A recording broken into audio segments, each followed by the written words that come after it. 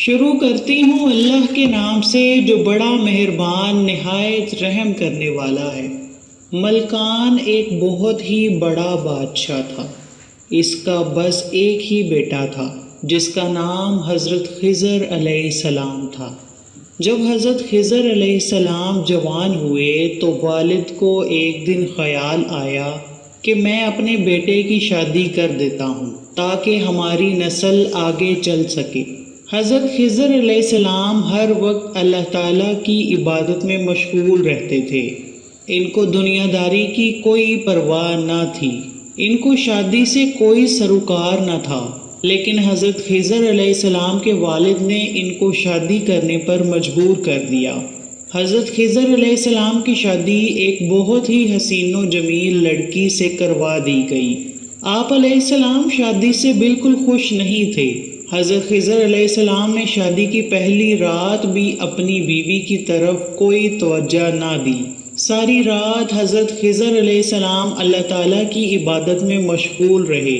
جب صبح کا وقت ہوا تو حضرت خضر علیہ السلام نے اپنی بیوی سے کہا کہ میرا راز کسی پر نہ کھولنا، جو بھی آپ سے پوچھے تو کہہ دینا کہ سب معاملات ٹھیک رہے ہیں۔ لڑکی نے حضرت خضر علیہ السلام سے وعدہ کیا اور سب کو وہی کہا جو حضرت خضر علیہ السلام نے اپنی بیوی کو کہا تھا، لیکن لوگوں نے حضرت خضر علیہ السلام کی بیوی کی باتوں پر یقین نہ کیا۔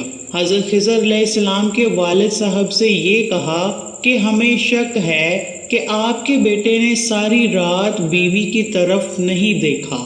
لوگوں کے کہنے پر حضرت خضر علیہ السلام کی بیوی کو دائی کے پاس چیک کروایا گیا تو دائی نے بھی یہی کہا کہ لڑکی ابھی کنواری ہے، اس کو کسی بھی مرد نے نہیں چھوا۔ دائی نے حضرت خضر علیہ السلام کے والد محترم کو کہا کہ آپ اپنے بیٹے کو ایک غیر باکرہ عورت مہیا کریں، کیونکہ آپ کے بیٹے کو باکرہ عورت میں کوئی دلچسپی نہیں ہے۔ کوئی ایسی کمزوری ہو جس کی وجہ سے باکرہ لڑکی ان کے لیے بیکار ہو۔ چنانچہ حضرت خضر علیہ السلام کے والد نے آپ علیہ السلام کی شادی ایک غیر باکرہ عورت سے کروا دی اور پہلے والی بیوی کو طلاق دلوا دی۔ شادی کی پہلی رات حضرت خضر علیہ السلام کے والد نے کہا کہ رات کے ٹھیک حالات بتانا کہ حضرت خضر علیہ السلام آپ کی طرف متوجہ ہوتے ہیں یا نہیں۔ چنانچہ جب رات ہوئی تو حضرت خضر علیہ السلام نے پہلی بیوی کی طرح اس عورت پر بھی کوئی توجہ نہ دی۔ آپ علیہ السلام ساری رات اللہ تعالیٰ کی عبادت میں مشغول رہے۔ جب صبح ہوئی تو اس سے رات کے بارے میں دریافت کیا گیا تو اس عورت نے کہا یہ لڑکا مرد نہیں ہے۔ حضرت خضر علیہ السلام کے والد کو جب یہ پتہ چلا تو حضرت خضر علیہ السلام کو سزا دینے کا فیصلہ کر لیا۔ حضرت خضر علیہ السلام کے والد نے آپ علیہ السلام کو ایک کمرے میں بند کر دیا۔ اس کمرے کے دروازے کو چونے، گار اور اینٹ پتھر سے بند کروا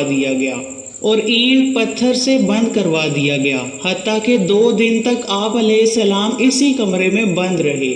2 دن کے بعد آپ علیہ السلام کے والد گرامی کے دل میں بیٹے کی محبت جاگ اٹھی۔ اس کے بعد کمرے کو کھولنے کا حکم دیا گیا۔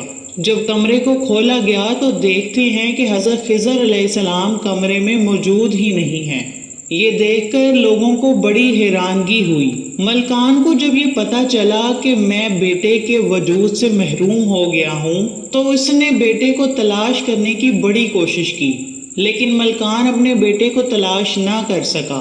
حضرت خضر علیہ السلام اللہ تعالیٰ کے حکم سے وہاں سے نکل کر حضرت ذوالقرنین علیہ السلام کے پاس چلے گئے۔ آپ علیہ السلام نے حضرت ذوالقرنین علیہ السلام کے ہمراہ بحر ظلمات میں جا کر آب حیات نوش کیا، ہمیشہ کے لیے ابدی زندگی کے مالک بن گئے۔ خدا نے حضرت خضر علیہ السلام کو یہ معجزہ عطا کیا، آپ علیہ السلام کو دریاؤں پر موکل کر دیا۔ چنانچہ حضرت خضر علیہ السلام ایک سمندر کے قریب ہی رہائش پذیر تھے۔ ایک دن حضرت خضر علیہ السلام ایک جزیرہ میں نماز ادا کر رہے تھے کہ اتنے میں حضرت خضر علیہ السلام کے وطن کے 2 تاجر کشتی کے حادثے کے بعد اسی جزیرے میں جا پہنچے۔ جب حضرت خضر علیہ السلام عبادت سے فارغ ہوئے تو لوگوں نے اپنے حالات بتائے۔ ان تاجروں نے حضرت خضر علیہ السلام کو پہچان لیا تھا۔ ان لوگوں نے اپنی مشکل بتائی۔ حضرت خضر نے فرمایا کہ میں آپ کی مدد ایک شرط پر کروں گا، وہ شرط یہ ہے کہ اپنے ملک جا کر کسی سے بھی میرا ذکر نہیں کرو گے۔ ان لوگوں نے یقین دلایا کہ ہم کسی سے بھی آپ کا ذکر نہیں کریں گے۔ حضرت خضر علیہ السلام نے سمندر کی لہروں کو حکم جاری کیا کہ ان لوگوں کو فلاں ساحل پر پہنچا دو۔ سمندر کی لہر نے ان لوگوں کو ساحل پر پہنچا دیا۔ اپنے ملک جا کر ایک آدمی تو اپنے وعدے پر قائم رہا مگر دوسرے آدمی سے رہا نہ گیا۔ وہ آدمی حضرت خضر علیہ السلام کے والد ملکان کے پاس گیا۔ اس نے حضرت خضر علیہ السلام سے ملاقات کا سارا واقعہ بتا دیا۔ اس آدمی نے یہ بھی کہا تھا کہ میرے ساتھ ایک تاجر بھی تھا۔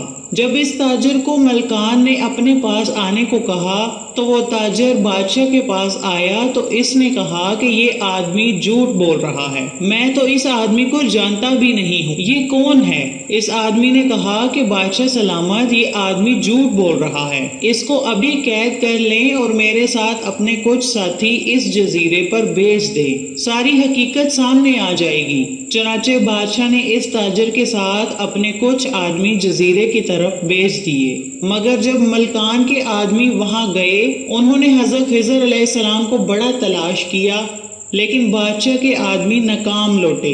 انہوں نے واپس آ کر سارا واقعہ بیان کر دیا۔ بادشاہ نے پہلے آدمی کو رہا کر دیا اور دوسرے کو پکڑ کر قید کر لیا۔